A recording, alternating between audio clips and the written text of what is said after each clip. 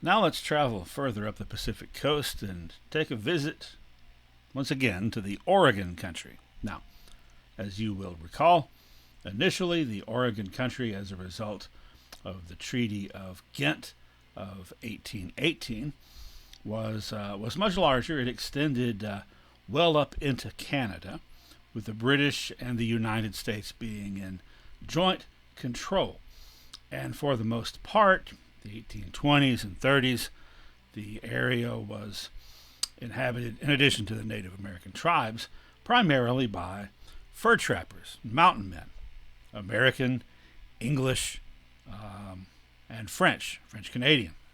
I guess English and English Canadian, you could say.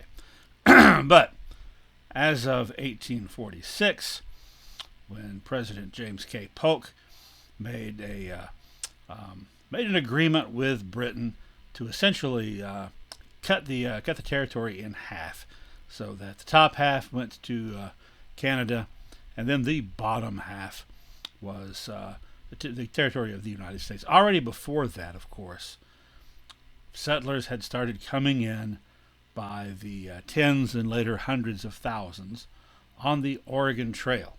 Those who didn't die of dysentery, of course. So, this, then, was the Oregon Territory after 1846. Now, looking at it closely, you'll see that it is way more than just the modern-day state of Oregon. Later, 1853, it was divided into two territories: Oregon in the south in blue, and Washington Territory to the north in green.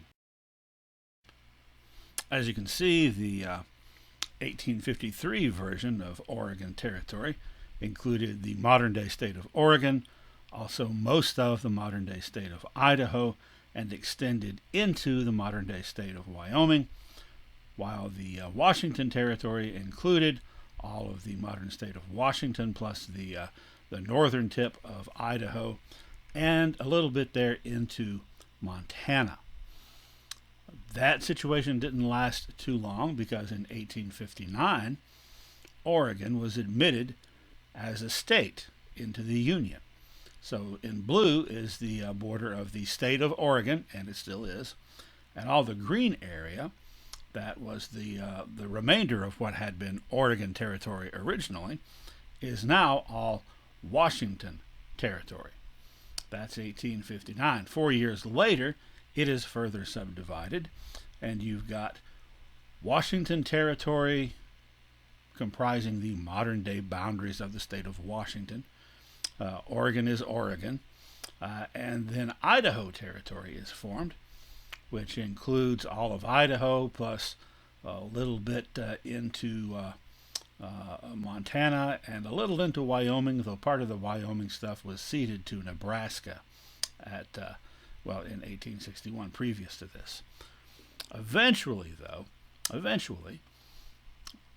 all three of those areas, Oregon, Washington, and Idaho, became states, and they had the borders that we now know them as having. In fact, Washington and Idaho were the 42nd and 43rd states of the United States, respectively, with Washington coming in 1889 and Idaho in 1890. So that's just a way to sort of let you know what we're talking about when we're talking about Oregon country and Oregon Territory.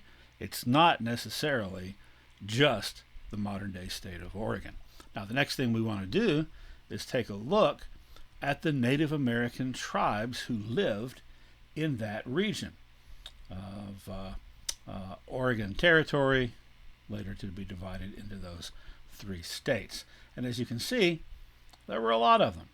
And, some of them we're going to be talking about in a lot of detail later on, in the bottom right corner of the territory, the Shoshone and Bannocks and the Sheep Eater, which is a branch of the Shoshone.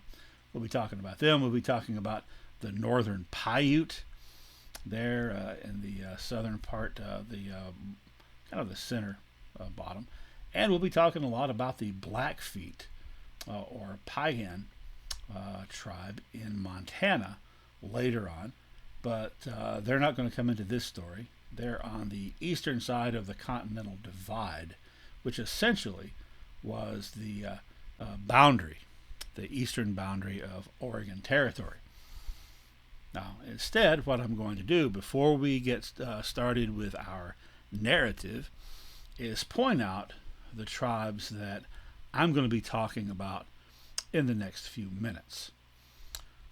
Starting right up there with the Flathead, also known as the Salish, and the Pend d'Oreille, the upper and lower Pend d'Oreille. Now, Pend d'Oreille is a French word. A lot of these tribes we know by their French names because the French met them first. Pend d'Oreille means earrings. Pend d'Oreille, hanging from the ears. So the Pend d'Oreille, also the Kootenai, way up there near the Canadian border. We'll talk briefly about those groups, probably a little bit more about them later on. And this group, the Nez Percés, another French word, Nez Percés, which means pierced noses, or because it's French, noses pierced, pronounced by Americans as Nez Perce, which is the terminology that we'll use, the same way that I say Iroquois instead of the appropriate French Iroquois, just because, they've been Americanized in U.S. history. So the Nez Perce or Nez Perce, we'll be talking about them now, and we'll be talking about them a lot later too. And then what we're going to talk about the most in the next few minutes are the tribes in these regions to the north there, right there along the border of present-day Washington and Idaho, the Spokane tribe, and the Coeur d'Alene tribe, another French word, which actually would be pronounced in French Coeur d'Alene, but we'll say Coeur d'Alene. And there in the bottom, you've got the Walla Walla tribe, who were near what is now Walla Walla, Washington, and the Yakima tribe, the Umatilla, and the Cayuse tribe. So I'll go ahead and mention now that the Cayuse tribe were known for horse breeding. They were horse dealers to the various other tribes. They had horses bred specifically to do real well in the mountains. They lived in a mountainous area. And as a result of westward expansion into Oregon Territory and Americans, white Americans, Anglo-Americans, coming into contact with the Cayuse tribe and their horse trading, in the Old West, Cayuse became a synonym for horse. Now, if you've watched a lot of old westerns, you've heard that before, but probably most of you hadn't, so you may just have to take my word for it. All right, let's get back then to looking at Oregon Territory. There we have, again, a picture of the territory in the Pacific Northwest. At the time, let's say circa 1840, there were about 25,000 Native Americans living in Oregon Territory. In the 1820s, some traveling Iroquois, look, they're coming up again, Iroquois who had converted to Catholicism, traveled through on their way to the Pacific coast in Oregon, and they met the Nez Perce, and they told them about their religion that they had adopted, and they kind of preached to them a little bit.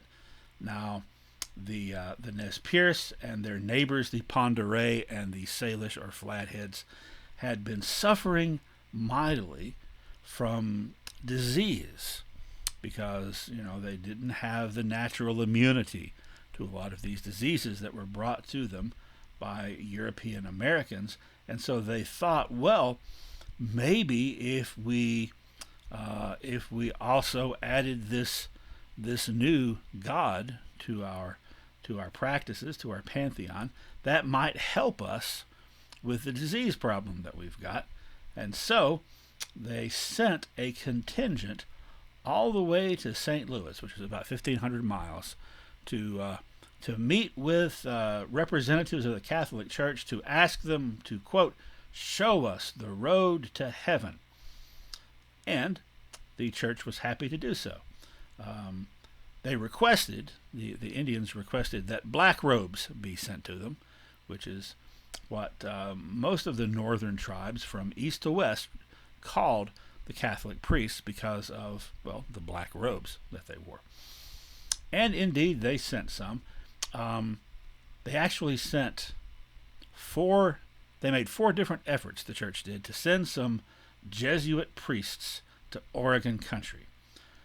The problem was that in order to get there, they had to pass through Lakota Sioux territory, and the Lakota were not particularly obliging about strangers at that time passing through. So the first 3 groups that were sent to head toward Oregon never made it there, either massacred or many of them dying along the way of disease. The 4th group finally made it. So a handful of Jesuits got out there, and then that was around 1840, and later that year, this guy went to be in charge of the Jesuits in the Oregon country. He had already been doing missionary work in Iowa. His name was Father Pierre Jean de Smet. He was Flemish, so he was like part French, part Dutch. And so he came out there, and for the next 35 years or so, I think, was in charge of the Catholic mission to the Pacific Northwest. Later, actually not a whole lot later, actually I take that back, earlier, there had been some other missionaries sent, not from the Catholics, but from the American Board of Commissioners for Foreign Missions in 1835 and 36. Now, the American Board of Commissioners for Foreign Missions, or the ABC of FM, who actually were very active all around the world. It was all Protestant denominations represented, primarily high liturgy Protestant denominations, not any of the newer sects that were arising during the Second Great Awakening, but, Methodists, Presbyterians, and Congregationalists, or Puritans, as well as Episcopalians. They sent 3 couples. That's how they worked. That's how the ABC of FM worked. They didn't send individuals. They didn't send single males. You had to be married. You had to be a married couple to remove temptation from you and to give you a helpmate. So 3 couples that they sent a little farther west than Father Pierre-Jean de Smet would come just a few years later. They went out there, and one couple, Samuel and Jerusha Parker, who were from Massachusetts and Presbyterian, were sent to actually, I take that back. They were sent to the same area that de Smet later came, the Salish/Flatheads and Nez Perce. Henry and Eliza Spalding of New York, also Presbyterian, were sent to the Nez Perce. It was this 3rd couple that was sent further west. Marcus and Narcissa Whitman, and they're the ones that I have their picture up here, and they're the ones that I have their names in bold, because they're going to be the most significant names in this little part of the story. The Parkers and Spaldings did not go down in history the way the Whitmans did, and I'm sure they were glad of it. Anyway, they were sent to the Cayuse tribe, which, again, is farther out there west. The Cayuse, not far from the Walla Walla. And in fact, the Whitmans established a mission near what is now the city of Walla Walla, Washington. So there's a little compound, and they were there to preach to the Indians. They also essentially ran sort of like a hospitality center for settlers who were passing through to heading farther west to Oregon. Now, remember that bear in mind that one of the reasons these tribes wanted to invite the black robes was to help them, hopefully by praying for them about all the disease issues that they were having. So bear in mind that's a problem. Now, among the settlers who passed through the area, who passed through the Whitman mission, there were, just like with the Iroquois earlier, there were some Indians from back east, some Delaware Indians, on their way to the Oregon Territory, and they stopped off and met with the Cayuse Indians and warned them. What they warned them was, you better watch out for these white people, especially the Americans, because they came to us and talked about how they were going to save our souls and all that stuff. Next thing you know, they've got all our land and killed most of us. So you better keep an eye on them. So, there's the introduction of a little bit of suspicion for the local Indians. And as it turns out, as you're aware, the Delawares were right. That is what had happened. Now, things weren't helped by the attitude, particularly of Narcissa Whitman. Now, first, I want to point out that Marcus and Narcissa Whitman are considered, great heroes in the state of Washington, and they are presented usually in history books in a very positive light. They were missionaries out there trying to help people, which is true. But what often gets left out is Narcissa Whitman had kind of even though she was preaching, her husband was preaching to these people, both of them had kind of the views of the time about Native Americans and about Native American culture, and Narcissa was maybe a little bit more vocal about it than her husband. Remember when I said that this little compound of theirs kind of was like a hospitality center or an inn? People could come in, there's wagon trains coming through, there's stagecoaches maybe later on coming through. People can stop over and they can come in and relax a little bit, sit by the fire and warm up, get something to eat served to them by the lady of the house. And a lot of the people passing through were Indians.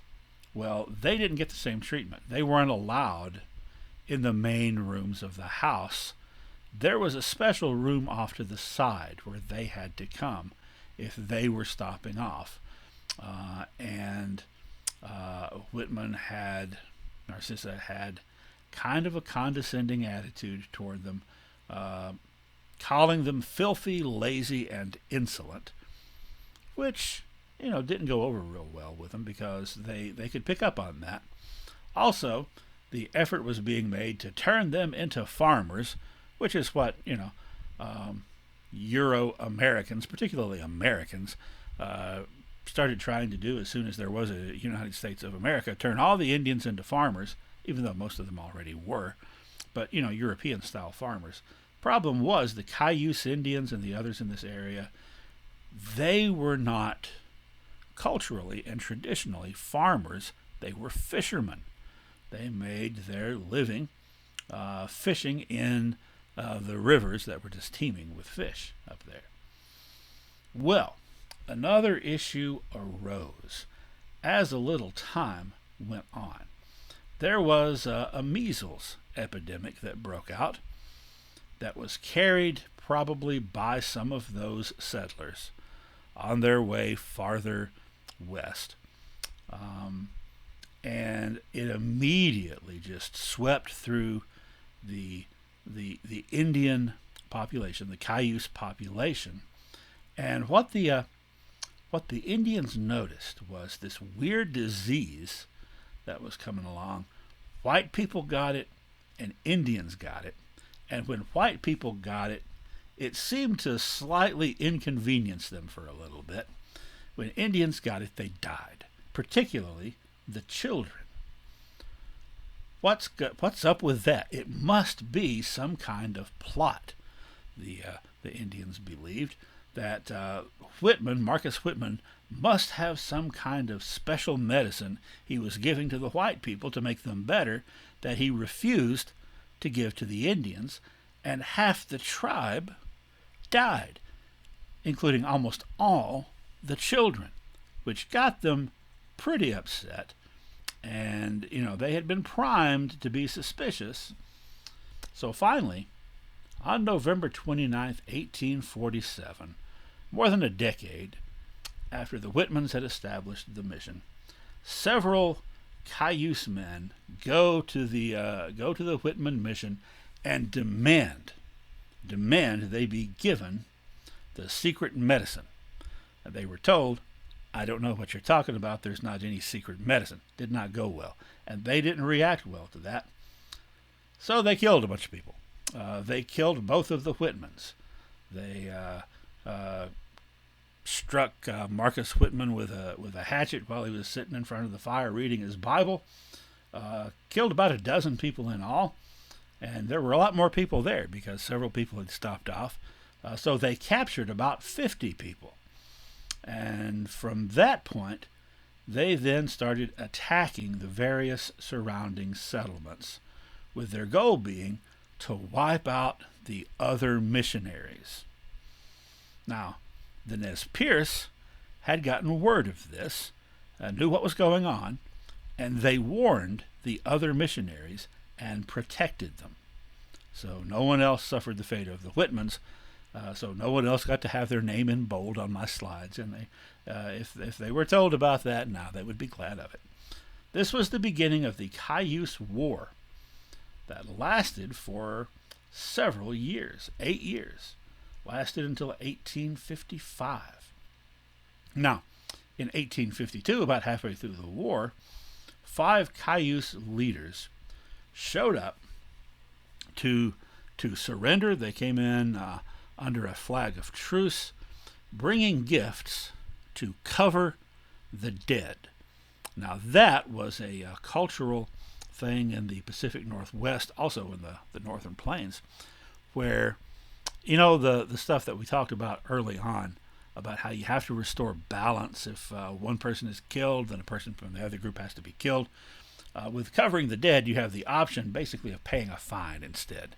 And how that works is that family or clan members of the killer will bring gifts to the family or clan members of the victim. And if those gifts are accepted, then everything is a clean slate and everything is okay.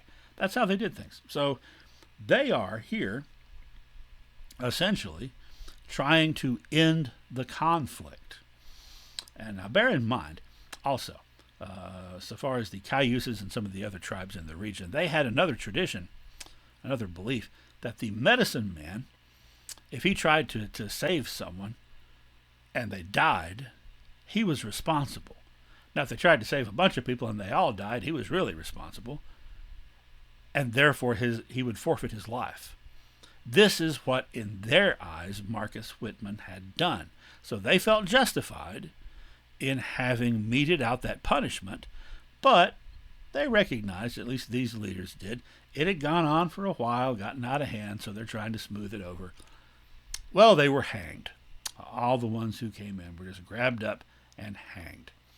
Now, the various problems in the area were attributed by Henry Spalding, one of those Presbyterian missionaries, as basically the fault of all those Catholics. Never should have let the Catholics show up, because there went the neighborhood. They're stirring up the Indians against us because they're Catholic and they're no good, low down, and dirty, because there was all this anti-Catholic sentiment. The next part of our story is going to take place in the same region, and it's going to involve a leader, a Yakima leader named Kamiakin. And there's a picture of him as drawn from life, sketched from life, in 1855. Kamiakin, his name meant he won't go. So that's kind of an indicator to how the story's going to go, right? He had a Yakima mother, and his father had a Spokane mother and a Nez Perce father. Now, Yakima, I believe, were matrilineal. Nez Perce, I think, were patrilineal. Essentially, he's related to everybody, everybody in the region. Okay. In 1855, gold was discovered in Washington Territory, and you know how that goes. People come flooding in, and when they do, just like our discussion in California, things get ugly for the native people, and that started to happen. Kamiakin wanted to drive out the Bostons, which is what he and others of his tribe called the Americans. Drive them out, drive them south, because he wanted to drive them out and bring King George's men back from the north, which was the British and Canada. They got along a lot better with the British because the British didn't want their land out there. They just wanted their trade. Well, in 1855, several miners, several prospectors were killed by a band led by Kamiakin's nephew, actually. And the sparking incident was that a couple of prospectors had raped a Yakima woman, and so the men were out for revenge. And so they killed some prospectors, and then they killed the Indian agent, the federal agent, who was there to represent the government, who hadn't raped the Yakima woman, but it was just a bad day for him. And that set off a war known as the Yakima War. Lasted for 2.5, 3 years, and it was an alliance, a confederacy of 14 tribes from the region. The principal leaders were Kamiakin, the Yakima leader, Looking Glass, who was the Nez Perce leader, and he would be a prominent member of the Nez Perce leadership for decades to come, and Pio Pio Mox Mox, or Yellowbird, leader of the Walla Walla tribe. Well, there was a lot of fighting that went on, heavy fighting. Finally, the U.S. Army sent in a contingent. Heretofore, things had been handled by the Washington militia. The Army was under the command of General John Wool, and when he got there, he tried to establish diplomatic relations, which were immediately undone by the Washington militia, led by the governor of the territory, attacking some Indians who hadn't been involved in the fighting and killing them. So Wool believed, in his reports back to the other Washington, D.C., that the Indians were not at fault in this war. They had been driven to it, that the war was really the settlers' fault. He said, quote, "If common justice and ordinary feelings of humanity were extended to the Indians, they would keep quiet and preserve the peace. But for the barbarous determination of the Oregonians to exterminate its Indians, I would soon put an end to the Indian War. It is these shocking barbarities that gives us more trouble than all else, and is constantly increasing the ranks of the hostiles." And it did keep increasing their ranks, to the point that in January 1856, a contingent of native warriors from several different tribes was poised to attack Seattle. And here is a picture of the people of Seattle fleeing to the big blockhouse, the big fort, and the USS Decatur, I think it was, a Navy ship that came and bombarded the surrounding woods to discourage the Indians from attacking. And it worked. They decided, well, okay, we'll just skip this for today. But it really had people on edge. Well, as I mentioned, there were several battles. One of the prominent battles was called the Battle of Cascades. Cascades were a tribe, And there was a place called Cascades Rapids along the river that the U.S. Army occupied for the purpose of preventing the various tribes from fishing. This is one of their prime fishing areas, and so taking control of the river meant depriving them of food and hopefully shortening the conflict. Well, they were attacked by Indians, and I believe that 14 civilians and 3 soldiers were killed in the battle. The Yakima and the other allies retreated, leaving only the Cascades, who lived there. And the Cascade leader went with several of the other leaders of the tribe and surrendered without a fight, and were summarily executed. Are you noticing a theme? Then the really big battle, the turning point, was called the Battle of 4 Lakes. In this battle, the U.S. troops really had a good day. The alliance led by Hawkin had kind of gotten a little bit overconfident because of the success they'd been having, and so they charged the U.S. troops head on instead of engaging in guerrilla warfare and kind of picking away at them. And unfortunately, they chose a time to do that when they had just been equipped with brand new technologically advanced rifles, the Springfield Rifle. The Indians had muskets, and we'll talk in a moment about the difference, but just suffice it to say, vastly superior weaponry in the hands of the U.S. soldiers.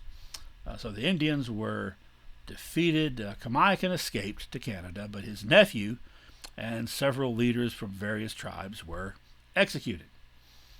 Yellowbird, P.O. Mox Mox, came in under a flag of truce. Hopefully you see what a bad idea that was before I tell you what happened. He was captured by the militia, who killed him and brought his scalp and ears back as trophies to the settlements. In fact, feeling was so strong that Hawkin, who had escaped to Canada and died there of natural causes, somebody went up and dug up his body in Canada and cut the head off and brought it back as a trophy. Well, overall, this war, the Yakima War, had one big pro. They had formed an alliance, a pan-India Northwest alliance, and they had formed it very easily.